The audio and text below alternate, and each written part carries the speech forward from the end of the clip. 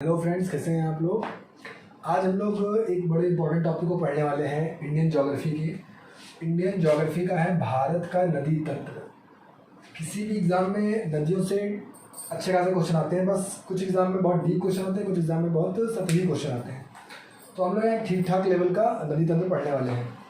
सबसे पहले हम देखते हैं कि भारत का जो पूरा नदी तंत्र यानी कि उत्तर से लेकर दक्षिण तक और पूर्व से लेकर पश्चिम तक, फिर चाहे वो गुजरात से लेकर नागालैंड तक हो या जम्मू कश्मीर से लेकर कन्याकुमारी तक, इसमें एक्चुअली कितनी नदियाँ बहती हैं और कौन सी नदियाँ हैं जिनका उद्गम भारत में होता है और कौन सी नदियाँ हैं जिनका उद्गम किसी और देश में होता है, लेकिन वो भारत से प्रवाहित होकर निकल जाती हैं किसी और देश में, या हमारे इंडिया के जो पास में महासागर है, एक हिंद महासागर और बेसिकली भारत के जो पश्चिमी हिस्सा है। अच्छा, पश्चिमी क्या होता है, देखिए किसी भी जगह का, इसको हम उत्तर कहते हैं ऊपर, नीचे दक्षिण, इधर पश्चिम और इधर पूर्व, ठीक है। तो भारत का जो भारत का मैप है, जैसे कि एग्जाम्पल में ये मैप समझिए, ठीक है। इस मैप की जो इस साइड में महासागर, इसको हम अरब सागर कहते हैं, ठीक है। और इस साइड में जो महासागर होता है इसको हम बंगाली खाड़ी बोलते हैं, और ये पूरा ही सम्मिलित रूप से एक बार में हिंद महासागर कहा जाता है। तो आप लोग समझ गए होंगे। अब कुछ नदियाँ होती हैं जो सीधे बंगाली खाड़ी में गिरती हैं, कुछ नदियाँ अरब सागर में गिरती हैं यानी कि भारत के पश्चिमी हिस्से में, और कुछ नदियाँ पाकिस्तान से होते हुए अरब सागर में गिरती हैं। तो इन सब बातों को हम डिटेल में पढ़ेंगे। तो शुरुआत करते हैं। भारत के नदी तंत्र को, जब भी पूरे भारत की नदी तंत्र को समझते हैं तो भारत के नदी तंत्र को बेसिकली 4 पार्ट में बांट देते हैं। 4 पार्ट में इसलिए बांटते हैं कि एक तो हमारा नदी तंत्र होता है जो बेसिकली हमारे यहाँ की, देखिए नदियाँ 2 तरीके से पाई जाती हैं, बेसिकली 2 भागों में बांटना चाहिए। एक होता है हिमालयन नदी तंत्र और एक होता है प्रायद्वीपीय नदी तंत्र। हिमालयन नदी तंत्र में वे नदियाँ आती हैं जो हिम ग्लेशियरों के पिघलने से बनती हैं। जब ग्लेशियर पिघलते हैं तो उनमें लगातार जल का अप्रवाह बना रहता है। अब दोनों, और जो प्रायद्वीपीय नदियाँ होती है उसमें पानी आता है बेसिकली मानसून से। जब मानसून आता है जून जुलाई के महीने में तो बारिश होती है, जिससे बारिश होने के बाद उन नदियों में पानी आता है। तो कई बार जो प्रायद्वीपीय भारत की नदियाँ होती हैं, यानी कि प्रायद्वीपीय, जो मैं इसकी बात कर रहा हूँ, देखिए प्रायद्वीपीय भारत क्या है, भारत का एक छोटा मैप बना के मैं आपको दिखाता हूँ। मान लीजिए भारत है, तो ये वाला हिस्सा ये आपका प्रायद्वीपीय भारत है, और ये वाला हिस्सा आपका उत्तर भारत है, और इसमें भी ये वाला हिस्सा आपका ऊपर का जो जम्मू कश्मीर हिमाचल प्रदेश का एरिया है, उत्तराखंड, और उधर आपका उत्तराखंड, आपका जो पहाड़ी एरिया, ये सब आता है आपका बेसिकली हिमालय में। तो प्रायद्वीपीय नदी तंत्र की विशेषता है कि वहाँ पे जो नदियाँ बहती हैं वो सदानीला नहीं होती। सदानीला का मतलब होता है ऐसी नदियाँ जिनमें 12 मास पानी रहता है। मानसून आता है, पानी बढ़ता है, उसके बाद पानी सूख जाता है, तो वो नदियों में लगातार पानी नहीं बनाता है। जबकि जो हिमालय से निकलने वाली नदियाँ होती हैं उनमें एक विशेषता होती है कि वहाँ पे ग्लेशियर लगातार पिघलते रहते हैं और लगातार नदियों में अफवाह बना रहता है। अब कई बार क्या होता है, जब मानसून आता है तो आप लोग सुनते होंगे कि असम में बाढ़ आ गई, या बिहार में बाढ़ आ गई, या उत्तर प्रदेश के कई रीजन में बाढ़ आ गई, जम्मू कश्मीर में बाढ़ आ गई। उसका कारण क्या होता है कि एक तो ग्लेशियर में गिरने से पहले से ही पानी है, और अगर तेज़ी से पानी बरसा मानसून आने के बाद तो उनमें पानी ज़्यादा बढ़ जाता है, जिससे वो आसपास के एरिया में बाढ़ आती है। बाढ़ आने के कई सारे कारण होते हैं, उसको अपने बाद में डिस्कस करेंगे। बट मैं यहाँ पे एक बड़ा इंपॉर्टेंट बात बताता हूँ आपको नदियों के बारे में। देखिए नदियाँ, ये तो मैंने बताया कि नदी तंत्र में बेसिकली भारत में 2 तरह की नदियाँ बनने के कारण होते हैं। अब नदियों के 2 मुख्य प्रकार होते हैं। एक होती है जिनको हम कहते हैं अनुवर्ती नदियाँ, लिख देते हैं यहाँ पे। एक होती हैं अनुवर्ती नदियाँ और एक होती है पूर्ववर्ती नदियाँ। ये सब आप लोग एग्जाम पॉइंट ऑफ व्यू से बहुत इंपॉर्टेंट नहीं है, लेकिन जानकारी के लिए मैं बताऊँ ताकि आप बेसिकली नदियों के स्ट्रक्चरल फॉर्म को समझ जाइए। अनुवर्ती नदियाँ कौन सी नदियाँ होती हैं? अनुवर्ती नदियाँ वो नदियाँ होती हैं जो नदियाँ हमेशा ढाल के सहारे बहती हैं। मतलब वो नदियों को ऐसा नहीं होता कि उनमें इतनी उनके जल में इतनी क्षमता नहीं होती कि वो अपने रास्ते को खुद ही निर्माण करके गड्ढों को, हिमालय को, पर्वतों को, पठारों को काटते निकल जाएँ। वो नदियाँ क्या होती हैं, जैसे ढाल मिलता है उनको पठारों पे, मैदानों पे, वो उस ढाल के सहारे को लेके निकल जाती हैं और जाके अंततः महासागरों में मिलती हैं। लेकिन कुछ नदियाँ होती हैं जिनमें जल ग्रहण क्षमता ज़्यादा होती है और वो ऊंचाई से गिरती हैं, तीव्रता होती है उनके जल में। ऐसी नदियाँ क्या करती हैं, अपने रास्ते को खुद ही निर्माण करती हैं। तो अनुवर्ती नदियों में वे नदियाँ शामिल होती हैं। ज़्यादातर जो अनुवर्ती नदियाँ होती हैं वो बेसिकली हिमालयी नदियों को ही अनुवर्ती नदियाँ कहते हैं। और जो गलती होगी, अनुवर्ती नदियाँ वे होती है क्योंकि ये ढाल का अनुसरण करती है। ढाल का अनुसरण करने वाली नदियाँ होती है ये प्रायद्वीपीय भारत में बहती हैं। कौन सी नदियाँ, उदाहरण के रूप में सिंपली जान लीजिए, जैसे आपका नर्मदा, ताप्ती, गोदावरी, कावेरी, कृष्णा, ये सब आपकी अनुवर्ती नदियाँ हैं। ये हमेशा ढाल का अनुसरण करती हैं। अब ढाल के अनुसरण में मैं आपको भी इसके बारे में बताऊँगा। और अच्छा मैं बताता हूँ। देखिए ढाल का अनुसरण क्या होता है, जैसे प्रायद्वीपीय भाग आपको मैंने बताया, प्रायद्वीपीय भाग बेसिकली ये एरिया है। इस एरिया में क्या है, जो नर्मदा और ताप्ती और माही नदियाँ हैं उनका ढाल इस साइड यानी कि अरब सागर की साइड है, ठीक है। तो वो ढाल का अनुसरण करते हुए अरब सागर में गिर जाती हैं। जबकि बाकी नदियाँ क्या होती हैं, वो यहाँ से महाराष्ट्र के से निकलते हुए उनका ढाल इस तरफ होता है, तो वो इस साइड जाके बंगाल की खाड़ी में गिर जाती हैं। गोदावरी, कावेरी, कृष्णा, ठीक है। तो आपने समझा कि तो ऐसी नदियाँ, ये नदियाँ क्या हैं, ये नदियाँ बेसिकली अनुवर्ती नदियाँ। और जो नदियाँ अपना रास्ता खुद बनाती हैं वो नदियाँ कहलाती हैं पूर्ववर्ती नदियाँ। तो इन नदियों में कौन सी नदियाँ आती हैं, गंगा, यमुना, दामोदर, सुवर्ण रेखा, ये सब नदियाँ आती हैं आपकी पूर्ववर्ती नदियों में। हुगली। तो आपने दोनों नदियों के प्रकार समझे, स्ट्रक्चर फॉर्म समझ लिया। अब इसको मिटा देते हैं। अब देखिए ये तो हो गई मोटी मोटी बातें कि नदी का स्ट्रक्चर फॉर्म क्या है, लेकिन आपके एग्जाम और पॉइंट से सबसे इम्पोर्टेंट क्या है वही पूछेगा, वो है अच्छा मैं एक बात और बताता हूँ। देखिए तो ये दो नदी के सूत्र है, नदी का प्रकार बताया। आप देखिए अब हम सारी नदियाँ भारत की पढ़ने के लिए बेसिकली पूरे भारत की नदियों को हम 4 हिस्सों में बांटते हैं। सबसे पहले सिंधु नदी तंत्र, दूसरा गंगा नदी तंत्र, तीसरा प्रायद्वीपीय नदी तंत्र और चौथा ब्रह्मपुत्र नदी तंत्र। ब्रह्मपुत्र नदी तंत्र का मतलब क्या है, भारत के देखिए इसमें हम पढ़ेंगे बेसिकली इस रीजन में जो नदियाँ आती हैं, ठीक है। इसमें हम पढ़ेंगे बेसिकली जो हमारा ये नॉर्थ ईस्ट का एरिया होता है, यानी कि इधर आपका बांग्लादेश पड़ता है इस एरिया में, आप जानते हैं, इसको काफ़ी चर्चा में भी रहता है। यानी कि और ये आपका आसाम, अरुणाचल प्रदेश, नागालैंड, मेघालय, मणिपुर, त्रिपुरा, जो इस एरिया में जो नदियाँ पड़ती हैं उनको हम पढ़ेंगे ब्रह्मपुत्र नदी तंत्र में, ठीक है। मतलब बेसिकली आप लोग समझ जाइए, ये वाला जो आपका नॉर्थ ईस्ट एरिया इसको कहते हैं, ठीक है। अच्छा ये हो गया। दूसरा गंगा नदी तो आप लोग जानते हैं जिसमें हम लोग रहते हैं, बेसिकली पूरा उत्तर भारत जो है आप समझिए उत्तर भारत हिमालय नदी तंत्र, यानी कि अगर हम सिंधु की बात करें तो सिंधु में बेसिकली इस एरिया में नदी तंत्र पढ़ेंगे। इसका मैप हम यहाँ देख रहे हैं, ये पूरा सिंधु नदी तंत्र हम पढ़ेंगे। और इसके बीच में, इसके नीचे और इसके ऊपर जो मैदानी भाग होते हैं उसमें हम पढ़ते हैं पूरा गंगा नदी तंत्र, ठीक है। तो इस तरह हम इन 4 भागों में नदियों को पढ़ेंगे। धीरे धीरे हम इसको पढ़ेंगे। तो हम सबसे पहले शुरुआत करते हैं भारत के सबसे उत्तरी हिस्से से। उत्तरी हिस्से में पहले तो आप जान लीजिए उत्तरी हिस्से में स्टेट कौन सा आते हैं। देखिए सबसे उत्तर में आता है जम्मू कश्मीर, और उसके नीचे हिमाचल प्रदेश, बगल में पंजाब, हरियाणा, और फिर नीचे की कोई जरूरत नहीं आपको पढ़ने की, वो हम पढ़ेंगे उत्तर गंगा नदी तंत्र में, ठीक है। तो बेसिकली आप 3 स्टेट के हम जान लीजिए कि हम सिंधु नदी तंत्र में इन 3 स्टेट को काफ़ी कोट करेंगे। फर्स्ट ऑफ ऑल हम देखते हैं कि सिंधु नदी तंत्र में क्या होता है। सिंधु नदी तंत्र में 6 नदियाँ आती हैं। एग्जैक्टली याद करिए कि सिंधु नदी तंत्र के अंदर 6 नदी आती हैं। पहली नदी का नाम है सिंधु नदी, दूसरी नदी का नाम है झेलम, तीसरी नदी का नाम है चेनाब, चौथी नदी का नाम है रावी, पांचवी का नाम है व्यास और छठी का नाम है सतलज। इसको आप इसी क्रम में याद कर सकते हैं, ठीक है। अब 6 नदी आपने पढ़ी। अब मैं इसके बारे में बहुत खास बात बताता हूँ। देखिए भारत और पाकिस्तान, आपने देखा कि ये जम्मू कश्मीर, पंजाब और ये हिमाचल प्रदेश, और इसके ठीक बगल में यहाँ होगा आपका पाकिस्तान, ठीक है। अब पाकिस्तान और भारत दोनों के लिए सिंधु नदी तंत्र की इंपॉर्टेंस वैल्यू बहुत ज़्यादा है। और इसी इंपॉर्टेंस वैल्यू को देखते हुए 1960 में भारत और पाकिस्तान के बीच में समझौता हुआ, जिसको हम सिंधु नदी जल समझौते के नाम से जानते हैं। ये समझौता किसने कराया? ये समझौता वर्ल्ड बैंक की अध्यक्षता में हुआ। वर्ल्ड बैंक के तत्वाधान में हमने एक समझौता किया 1960 में, जिसको हम कहते हैं सिंधु नदी जल समझौता।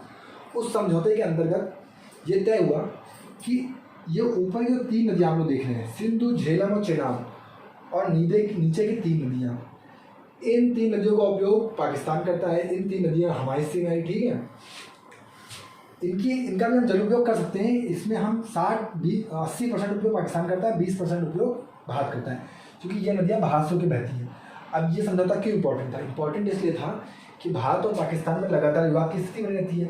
कल को अगर भारत यहाँ पे कुछ डैम बना के जल को रोक दे तो पूरे जो पाकिस्तान की कृषि व्यवस्था है वो पूरी चौपट हो जाएगी, क्योंकि उनकी पूरी कृषि जो है वो डिपेंड करती है इन्हीं नदियों के ऊपर। और हम इन नदियों पर अगर डैम बना के इनके जल को हम कुछ सीमित कर दें या किसी प्रकार रोक दें, या अपने अदर स्टेट में जो सूखा ग्रस्त है वहाँ पे हम डाइवर्ट कर दें, तो पाकिस्तान में तो अकाल आ जाएगा, इस वजह से ये समझौता जरूरी था और इसकी अक्सर चर्चा चलती रहती है कि भारत इस समझौते को तोड़ दे क्योंकि लगातार पाकिस्तान हमारे साथ आतंकवाद फैलाता है। तो ये आपका एक मोटा मोटा मैंने छोटी मोटी बातें बता दी जगह की। अब हम प्योर ज्योग्राफी पे आते हैं। तो अब हम बात करेंगे सिंधु नदी के बारे में। एक सिंधु नदी, उसमें 6 नदियाँ, उनमें आप 6 नदियों में सबसे पहली नदी होती है खुद सिंधु नदी। आप सुनते होंगे हिस्ट्री में अक्सर इंडस वैली सिविलाइजेशन, इस सिंधु नदी को ही इंडस कहते हैं, इंडस रिवर, ठीक है। हिंदू नाम भी हमारा सिंधु से ही मिला। सिंधु के बगल में रहने वाले लोगों को हिंदू बोलने लगे क्योंकि अरबी लोग सा को हा बोलते थे, तो सिंधु ही हमारा हिंदू हो गया। और इधर सिंधु सभ्यता, सिंधु नदी के रहने वाले इधर वालों को क्या कहा गया, अरबों द्वारा हिंदू। तो सबसे समझ सकते हैं कि सिंधु नदी की वैल्यू कितनी ज़्यादा है। अब इसकी वैल्यू आप एक और चीज़ से मान सकते हैं कि ऋग्वेद में सबसे अधिक बार सिंधु नदी का ही जिक्र हुआ है। और ऋग्वेद में सिंधु नदी की इंपॉर्टेंस आप इस बात से समझ सकते हैं प्राचीन काल में कि सिंधु नदी को माँ तेतमा, नदी तमा जैसी उपाधियाँ भी दी गई हैं। इसके अलावा हम देखते हैं सिंधु नदी कहाँ से पैदा होती है। क्या सिंधु नदी इंडिया से पैदा होती है? नहीं। अगर कभी आपसे कोई क्वेश्चन पूछे कि सिंधु नदी का उद्गम कहाँ होता है तो आपको कई बार लगेगा कि भारत से, लेकिन इसका उद्गम बिल्कुल भी भारत से नहीं होता है। इसका उद्गम होता है बेसिकली तिब्बत के एरिया से। तिब्बत किसके हिस्से में आता है? तिब्बत आता है चाइना के हिस्से में। अब हम सभी जानते हैं कि हमारे इस साइड चाइना है और ये एरिया जो पहले एक स्वायत्त राज्य था जिसको चाइना ने कब्जा कर लिया 1958 में इस पर हमला किया और कब्जा कर लिया, जिसके बाद आपके दलाई लामा भाग के भारत आ गए, जो वहाँ के प्रधानमंत्री या वहाँ पे राष्ट्रपति की भूमिका निभा रहे थे। आज के समय में तिब्बत पे कब्जा है चाइना का और इसी चाइना से यानी कि तिब्बत के एरिया से सिंधु नदी का उद्गम होता है। सिंधु नदी का उद्गम कहाँ से है? बोखरचू नामक एक हिमनद है, वहाँ से बोखरचू। आप इसको याद करना चाहें तो याद कर सकते हैं। बेसिकली आपको ये याद कर लेना चाहिए, बोखरचू याद कर ले तो बहुत अच्छी बात है, लेकिन कभी ना बोले कि इसका उद्गम तिब्बत से होता है और तिब्बत कहाँ है? चाइना में। तो तिब्बत आए, चाइना आए या बोखरचू के निकट आए, कौन से इनमें से? तो बोखरचू। उद्गम स्थल कहाँ होता है? आप लोग देख रहे हैं ये भारत के बाहर। तो मैं यहाँ पे लिख देता हूँ तिब्बत, लिख देता हूँ, ज़्यादा अच्छा रहता है क्योंकि ज़्यादा किताब में तिब्बत ही दिखता है। हम अभी भी उसमें विवाद की स्थिति रहती है। तो उद्गम कहाँ से होता है? तिब्बत से। सिंधु नदी से उद्गम के बाद एक क्वेश्चन है कि देखिए सिंधु नदी काफ़ी लंबी नदी है, ठीक है, मतलब इन सभी सिंधु नदी में सिंधु नदी सबसे लंबी है। उसकी लंबाई कितनी है? सिंधु नदी की यहाँ से निकलने के बाद लंबाई है 2880 किलोमीटर की दूरी तय करके ये निकलती है और यहाँ से निकल के भारत के जम्मू, पहले लद्दाख एरिया में प्रवेश करती है, लद्दाख एरिया में प्रवेश करने के बाद जम्मू कश्मीर से होते हुई वापस भारत से बाहर निकलती है और पाकिस्तान में प्रवेश करती है। पाकिस्तान में प्रवेश करने के बाद धीरे धीरे जाके ये भारत के बगल में पाकिस्तान के नीचे यहाँ अरब सागर है, अरब सागर में गिर जाती है। तो आपने देखा, और इस दूरी को तय करने में उसने कितने किलोमीटर तय किया? 2880 किलोमीटर। 2880 किलोमीटर। क्वेश्चन होता है कि भारत में इसका कितना हिस्सा है? तो देखिए यहाँ से लेके इस एरिया से लेके इस एरिया के बीच में जो भारत में दूरी तय करती है वो है लगभग 1114 किलोमीटर। देखिए यहाँ पे मैंने लिख दिया 1114 किलोमीटर। आप याद करना चाहे करिए, ना याद करना चाहे कोई जरूरत नहीं है, इसकी कोई आवश्यकता नहीं है, बस जानकारी के लिए, ठीक है। लगभग 1114 किलोमीटर, लगभग 1200 किलोमीटर, और उसके अलावा 2880 किलोमीटर ये तिब्बत में और पाकिस्तान में घूमती है। और उसके बाद अब अगला क्वेश्चन क्या है? सिंधु की सहायक नदियाँ कौन सी है? देखिए सिंधु की सहायक नदियों की जब हम बात करते हैं तो देखिए सिंधु की बहुत सारी सहायक नदियाँ हैं, जैसे कि श्योक, गिलगित, जास्कर, और देखिए सिंधु की सहायक नदियों में ये पंचनद होती हैं, यहाँ की 5 नदियाँ वो तो शामिल होती ही हैं। इसके अलावा काबुल, तुर्रम, गोमल, तोसी, ये कुछ और नदियाँ हैं जो सिंधु की सहायक नदियाँ मानी जाती हैं। लेकिन आपको इनमें से कोई नदी याद करने की जरूरत नहीं है। बेसिकली आप 2 नदियाँ याद कर लीजिए जो इम्पोर्टेंट है। एक नदी जो यहाँ मिलती है, इस नदी को नाम कहते हैं श्योक नदी। इंपॉर्टेंट क्या? देखिए इंपॉर्टेंट ये बात है, कल को आपसे पूछ सकता है तो ये श्योक नदी भारत की है, तो भारत में ये पूछ सकता है, हो सकता है किसी एग्जाम में, कि सिंधु के किस मुहाने, किस साइड से, मतलब देखिए जब भी आप नदी की पूछेंगे किस साइड से, तो नदी जिस साइड से बहती है उसी साइड से आप तय कीजिए कि नदी आगे की तरफ बढ़ रही है। तो अगर ये इधर से मिल रही है तो ये हिस्सा कौन सा? ये हो गया दायां हिस्सा।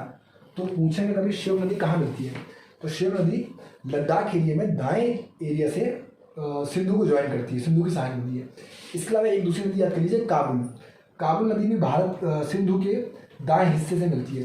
देखिए काबुल अफगानिस्तान की राजधानी, आप सभी जानते हैं, ऑब्वियस सी बात है, अफगानिस्तान इस साइड है तो इसी साइड से मिलेगी नदी, तो दूसरी काबुल नदी आगे जाके मिलती है।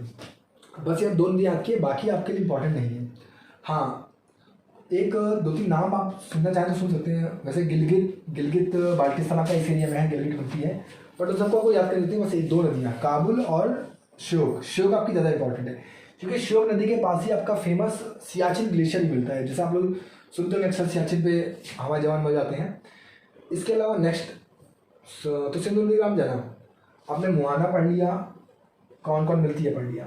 अच्छा, सिंधु की सहायक नदियों में पंचनद शामिल है। पंचनद का मतलब वो 5 नदियाँ जो यहाँ पे मैदानी क्षेत्र का निर्माण करती है। वो 5 नदियाँ कौन सी, जो सिंधु के नीचे की 5 नदियाँ हैं, यानी कि ये 5 भी सहायक नदियाँ हैं सिंधु की, श्योक भी है। ठीक है, देखिए मैंने लिखा श्योक प्लस पंचनद, पंचनद में 5 नदियाँ। इसके अलावा कुछ नदियाँ हैं, उसकी इंपॉर्टेंस है इसलिए उसको याद करने की जरूरत भी नहीं है। कल कोई आपसे पूछता है इनकेस सिंधु की कौन कौन देश से गुजरती है, तो इसका जवाब क्या होगा। देखिए इसका जवाब मैं आपको बता चुका हूँ, चाइना, इंडिया एंड पाकिस्तान। ठीक है, इंडिया के किस एरिया से, इंडिया के केवल और केवल जम्मू कश्मीर से। ठीक है, मुहाना क्या है, अरब सागर। ठीक है, अब नेक्स्ट अगले क्वेश्चन पे आते हैं। अगली नदी हमारी है झेलम नदी। अब झेलम नदी का उद्गम स्रोत क्या है। देखिए झेलम नदी का उद्गम स्रोत पीर पंजाल गिरपद, पीर पंजाल एक श्रेणी समझ लीजिए है जम्मू कश्मीर, क्योंकि जम्मू कश्मीर का पूरा रीजन ही पहाड़ी एरिया, हिमालयी एरिया। पीर पंजाल गिरपद में, गिरपद के समानांतर बहती है। यहाँ एक शेषनाग झील है, शेषनाग या वेरीनाग झील बोलते हैं उसको। ठीक है, देखिए मैंने यहाँ लिखा है, शेषनाग झील जम्मू कश्मीर में यहाँ से निकलती है। अब देखिए ये जो मैप है इसको आप ध्यान देखिए, इस जगह शेषनाग झील है, यहाँ से झेलम नदी का उद्गम होता है और ये उद्गम लेने के बाद पीर पंजाल गिरपद के समानांतर बहते हुए भारत से बाहर निकलती है, पाकिस्तान में प्रवेश करती है। पाकिस्तान में प्रवेश करने के बाद ये नदी आगे जाती है। आगे जाके ये नदी कहाँ मिलती है, ये नदी मिलती है इस पॉइंट पे। अब ये पॉइंट कौन सा है, देखिए ये नदी, ये पॉइंट जो है, ये पॉइंट बेसिकली ये सिंधु में नहीं मिली जाके, ये जाके मिलती है चेनाब नदी में। ठीक है, चेनाब जो अदर जगह से आती है। तो झेलम का जो मुहाना है, मतलब झेलम जहाँ पे जिस नदी से मिलती है उस नदी का नाम क्या है, चेनाब नदी। याद कीजिए झेलम मिलती है चेनाब से, और झेलम जो है वो निकलती है झेलम का जे और जम्मू कश्मीर का जे। झेलम जम्मू कश्मीर से निकलती है और जाके मिलती है चेनाब में। ठीक है, देखिए झेलम नदी में इम्पॉर्टेंट ज़्यादा कुछ है नहीं, सबसे इम्पोर्टेंट बात 2 चीज़ें जो आजकल इम्पोर्टेंट चल रही है वो है झेलम नदी में भारत का विवाद चल रहा है पाकिस्तान से 2 डैम को लेके। एक डैम है तुलबुल परियोजना और दूसरी आपकी उड़ी वही उड़ी जहाँ पे कुछ समय पहले अटैक होता। तो अगर कोई आपसे पूछे कि तुलबुल परियोजना और उड़ी परियोजना किस नदी पर बनी है, तो आंसर क्या होगा, झेलम नदी। ठीक है, इसके अलावा आप समझ गए झेलम नदी का उद्गम सिंधु के दक्षिण में। ठीक है, दूसरी इंपॉर्टेंट बात। अब हम बात करते हैं तीसरी नदी की, सिंधु, झेलम, उसके बाद चेनाब। चेनाब नदी, देखिए भारत के पॉइंट ऑफ व्यू से चेनाब की इंपॉर्टेंस सबसे ज़्यादा है। और क्यों इंपॉर्टेंस है, देखिए एक तो समझिए सिंधु के बाद जो नदी सबसे बड़ी है वो है चेनाब। सिंधु के बाद जिसकी लंबाई सबसे अधिक है वो है चेनाब, तो फर्स्ट पहली चीज़। दूसरी चीज़, सिंधु का उद्गम होता है चाइना से, लेकिन चेनाब का उद्गम कहाँ से होता है, चेनाब का उद्गम होता है भारत के हिमाचल प्रदेश से। ठीक है, ये नदी भारत के हिमाचल प्रदेश से निकलती है। हिमाचल प्रदेश से निकलने के बाद, अच्छा हिमाचल प्रदेश में निकलती कहाँ से, ये भी इम्पोर्टेंट है। हिमाचल प्रदेश में ये निकलती है आपकी बारालाचा दर्रे से। ठीक है, बारालाचा दर्रे से निकलती है और यहाँ का अच्छा दर्रे क्या होता है आपको पता है, दर्रे वो होते हैं बेसिकली जब 2 पहाड़ियों के बीच में जो जगह होती है जहाँ से लोग पास करते हैं। पुराने समय में ट्रेड के लिए लोग पास करते थे, मतलब रास्ता प्रयोग करते जाने के लिए 2 पहाड़ियों के बीच में 2 ऊंचाई वाले एरिया हैं और बीच में एक समतल एरिया, उससे जो पास करते हैं उसको कहते हैं दर्रा। तो जो बारालाचा दर्रा है उसके पास से निकलती है आपकी चेनाब नदी, जो बेसिकली हिमाचल प्रदेश में, याद रखिए हिमाचल प्रदेश में।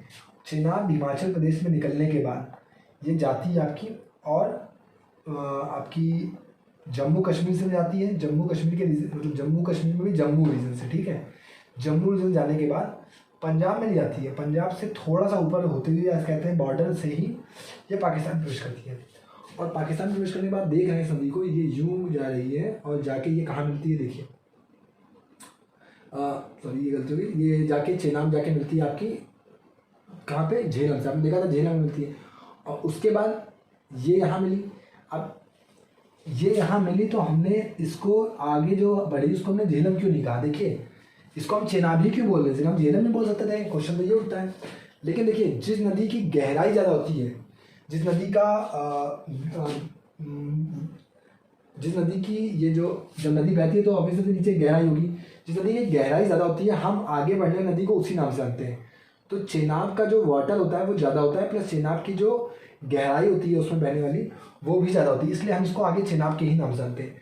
चेनाब जाती है और ये जाके किस नदी से मिलती है, देखिए ये आगे आपकी जाती है यहाँ से, और यहाँ देखिए इस जगह आके दूसरी नदी भी मिल रही है, ठीक है। लेकिन हमने इस जगह नहीं, इस जगह जाके ये वापस मिलती है आपकी सतलज से, ठीक है। तो अगर कोई आपसे पूछे कि एग्जाम्पल में आपसे वो पूछे चेनाब का मुहाना क्या है, तो चेनाब का मुहाना क्या होगा, चेनाब का मुहाना आपका होगा सतलज, ठीक है। चेनाब का मुहाना क्या होगा, सतलज,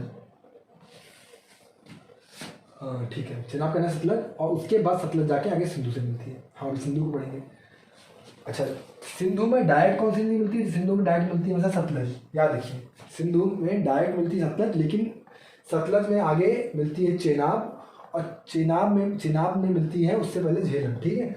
तो सब नदियाँ धीरे धीरे मिल रही हैं, ठीक है। तो आपने तीसरी नदी पढ़ ली, सिंधु, झेलम, चेनाब। अब हम पढ़ेंगे चौथी नदी। अच्छा, चेनाब में कुछ बातें और पढ़ लेते हैं। चेनाब में एक तो आपने पढ़ लिया कि वो निकलती कहाँ से है, हिमाचल प्रदेश से, भारत और पाकिस्तान एरिया से, ठीक है। इसके अलावा भारत में और कहाँ जाती है, भारत में और जम्मू कश्मीर एरिया में ही घूमती है, ठीक है। ठीक है, इसमें चेनाब में और कुछ पढ़ने वाला नहीं है विशेष। अच्छा, चेनाब में भी दो डैम पढ़ लेते हैं। चेनाब में भी हमारी भारत सरकार डैम बना रही है। दो डैम के नाम क्या है, नाम डैम की याद कर लीजिए। नाम डैम के हैं आपके, एक डैम का नाम है बगलिहार, एक का नाम है सलाला, और एक का नाम है दुलहस्ती। देखिए सुन के आप लोग ध्यान से लिखिए क्या लिखूँगा। अब लिख लीजिए बगलिहार डैम, सलाला डैम और दुलहस्ती डैम। ये तीन डैम बेसिकली आपके किस नदी बन रहे हैं, चेनाब नदी पे। तो आपने तीन नदियाँ पढ़ ली। अब तीन नदियाँ पढ़ ली तो इसको थोड़ा मिटा देते हैं, शायद आप लोगों को ज़्यादा अच्छे से चीज़ समझ में आए। अरे छोटे मिटाते नहीं। चौथी नदी हम पढ़ेंगे अब, रावी नदी। सिंधु के दक्षिण में कौन सी नदी, झेलम। झेलम के दक्षिण में चेनाब, चेनाब के दक्षिण में रावी। रावी का उद्गम कहाँ से होता है, रावी का उद्गम और आपका व्यास का उद्गम, देखिए दोनों उद्गम आसपास हो रहे हैं, या रावी और व्यास दोनों के उद्गम आसपास होते हैं, और दोनों का उद्गम होता है रोहतांग दर्रे के पास, हिमाचल प्रदेश में। तो बेसिकली आप लोग क्या देख रहे हैं कि हिमाचल प्रदेश में तीन नदियाँ जो सिंधु नदी तंत्र की हैं, उनमें से तीन नदी तंत्र का उद्गम जो है वो हिमाचल प्रदेश से होता है। दो नदी तंत्र का उद्गम जो है वो आपका होगा तिब्बत एरिया से, और एक नदी तंत्र का उद्गम होता है आपका जम्मू कश्मीर से। आप लोग समझ रहे होंगे इस बात को। अब रावी के बारे में देखिए खास बात क्या है। रावी एक छोटी नदी है, बहुत बड़ी नदी नहीं है, और व्यास उससे भी छोटी नदी है। रावी का जो उद्गम होता है वो हुआ हिमाचल प्रदेश से, और वो पंजाब बॉर्डर के पास से होते हुए जाके आपने पहले ही पढ़ चुके थे कि वो जाके मिलती है चेनाब में मिल जाती है, ठीक है। देखिए चेनाब में मिल गई रावी, और आगे बढ़ते हुए वापस इसका मुहाना का, इसका मुहाना भी अरब सागर में है, ठीक। तो ये आपकी हो गई बेसिकली चौथी नदी, ठीक।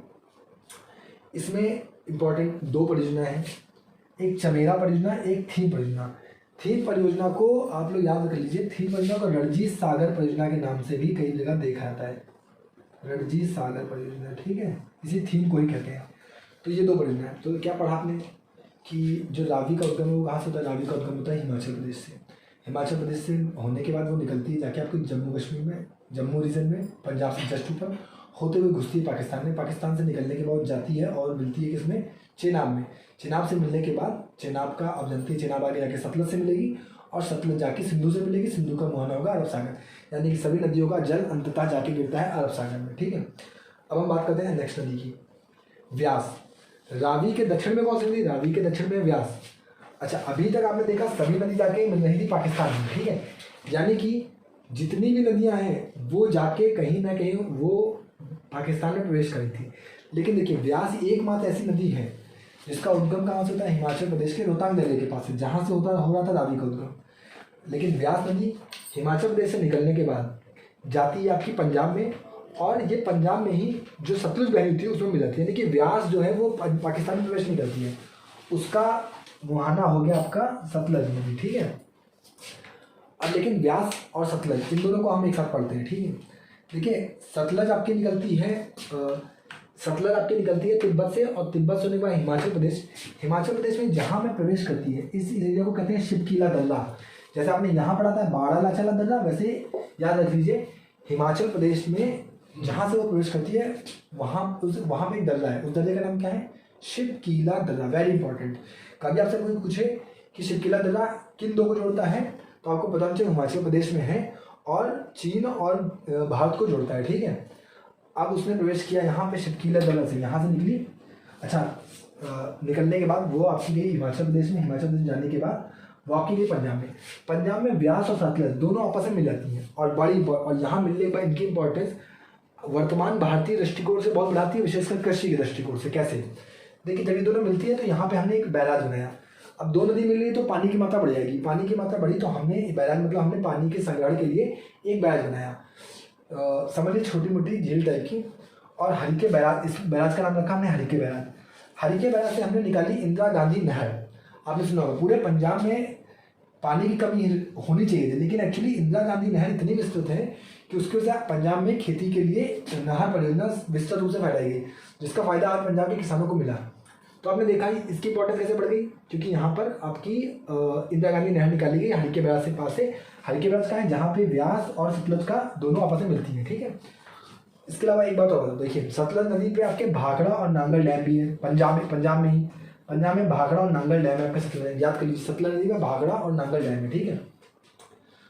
और एक देखिए, हिमाचल प्रदेश में जो व्यास नदी है वो बहती है, तो आपने सुना होगा हिमाचल प्रदेश में कुल्लू घाटी है, कुल्लू मनाली। तो कुल्लू मनाली में जो कुल्लू घाटी है, घाटियाँ क्या होती हैं? घाटियाँ होती हैं, समझिए घाटियाँ कई तरह की होती हैं। कुछ घाटियाँ वी आकार की होती हैं, मतलब ये नीचे वाला एरिया और यहाँ से कोई नदी बह रही है, तो कुल्लू जो घाटी है उस घाटी में आपकी बहती है व्यास नदी, ठीक है।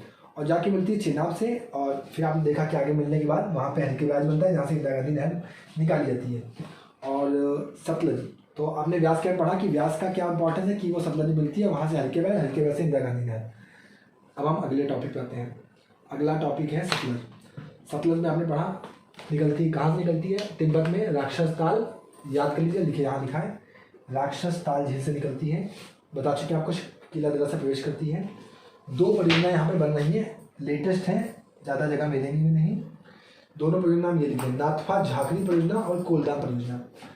तो आपने देखा कि सतलज यहाँ मिली और मिलने के बाद ये कहाँ गई? ये गई आपकी जाके किसे मिल रही है? ये किसी में नहीं मिल रही है, बल्कि इसमें मिल रही है चेनाब, ये तो आगे जाके सिंधु में मिल रही है, ठीक है। तो इसको आप समझ लिए कि ये है ना कि, तो सिंधु में कौन सी मिल रही है? सिंधु का एस और सतलज का एस, अंत में यही दो मिलते हैं आपस में, याद रख लीजिए, ठीक है। तो आपको कंफ्यूजन नहीं होगा। और सिंधु के बाद सबसे बड़ी नदी कौन सी है? चेनाब। तो सतलज में कौन सी नदी मिलती है? चेनाब, याद कर लीजिए। तो आपकी 3 नदी हो गई। 3 नदियों के बाद हमने देखा व्यास ऐसी नदी जो केवल भारत में रहती है। भारत में कहाँ रहती है? हरिके बैराज के पास सतलज में प्रवेश करती है। रावी का क्या सीन है? रावी जाके मिलती है चेनाब से, ये आप देख रहे हैं, रावी जाके मिल रही है चेनाब से, ठीक है। और इस तरह आपने पूरा नदी तंत्र पढ़ा। अब इसमें कुछ बातों को हम फिर से, इसमें देखिए जो भी मैंने बोला उसको नोट कर लीजिए, जो लिखा है वो नोट कर लीजिए। उसके बाद मैं आपको एक ओवरव्यू देता हूँ फिर से इन सभी परियोजनाओं का, ठीक है। मोटा मोटा आपने 6 नदी पढ़ी। अब मैं आपको बताऊंगा कि इसको थोड़ा बहुत याद कैसे क्वेश्चन पूछेंगे, ठीक है।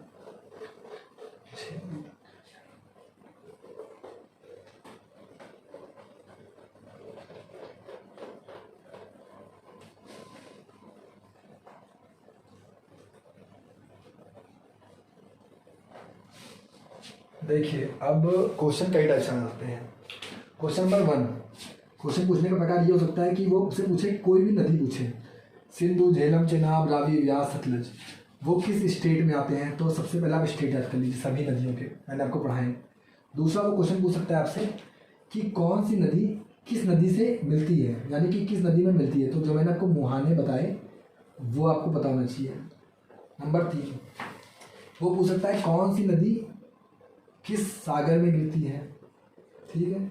आपको पता है जितनी भी आपकी हिमालयी नदियाँ होंगी वो जो आपकी जम्मू कश्मीर, हिमाचल या पंजाब से रिलेटेड हैं, पंचनद प्लस सिंधु, वो आपकी गिरेंगी एक ही महासागर में। उस महासागर का नाम है अरब सागर, ठीक है। ओके, नेक्स्ट बात क्या है?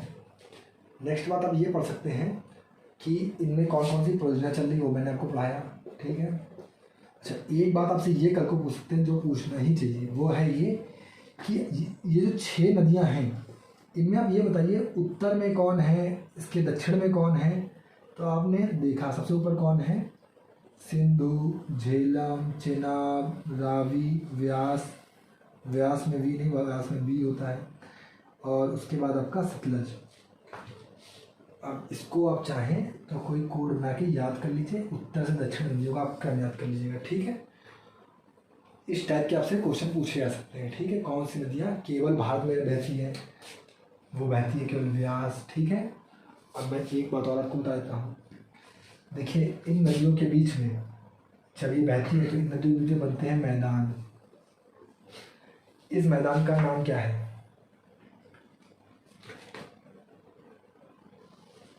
ये पंजाब का नाम पंजाब क्यों पड़ा? क्योंकि ये 5 नदियों के संगम से पंजाब बना, और पंजाब केवल भारत में नहीं, पंजाब पाकिस्तान में भी है। तो ठीक है, इस तरह आप लोगों ने देखा कि अलग अलग नदियाँ कैसे बहती हैं। सभी नदियाँ 6 नदियाँ हैं, इन 6 नदियों को याद कर लीजिए। इसके बाद मैं 6 नदियाँ आपको पढ़ाऊँगा प्रायद्वीपीय तंत्र में, ठीक है।